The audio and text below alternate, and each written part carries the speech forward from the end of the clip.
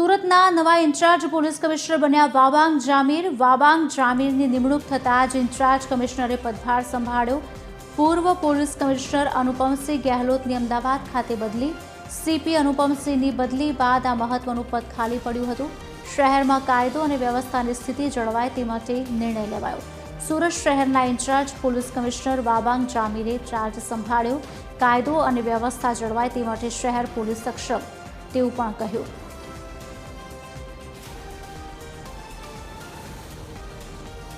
શહેરની નાગરિકોની સેવા કરવા માટે સરકારશ્રીએ મને અવસર આપ્યો તે બદલ હું સરકારશ્રીને હૃદયપૂર્વક આભાર માનું છું।